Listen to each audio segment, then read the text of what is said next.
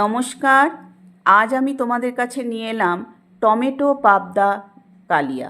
যা যা উপকরণ লাগে সব আমি আগে জোগাড় করে নিয়েছি এবং মাছটাকে হলুদ এবং নুন মাখিয়ে রেখেছি। কড়াইতে গরম তেল দিয়ে তেলটা বেশ গরম হয়ে এলে সামান্য হলুদ দিয়ে আমি মাছটাকে দিয়ে দিলাম। গরম তেলে হলুদ দিলে কোনো ভাজাতেই ভাজতে গেলে গায়ে তেল ছিটে আসে না।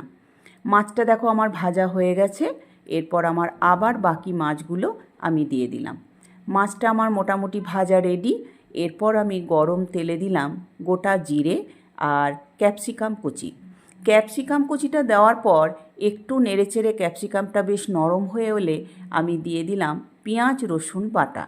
পেঁয়াজ রসুন বাটাটা দিয়ে আবার কিছুটা নাড়াচাড়া করার পর দিলাম পেঁয়াজ কুচি আর টমেটো কুচি।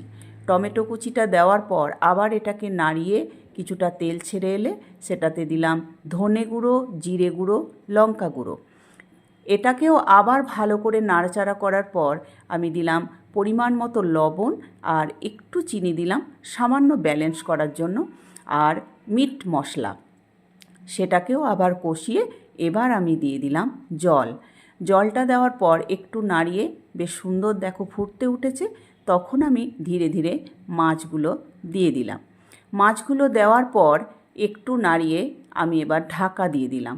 খুব সিমে একটু ঢাকা দিয়ে ফুটতে দিলাম। সামান্য ফোটার পর আমি দেখো তুলে নিলাম এবং আমার পাবদা কালিয়া রেডি। তোমাদের যদি এই পাবদা কালিয়া রেসিপি ভালো লাগে তাহলে তোমরাও বানিয়ে খেও।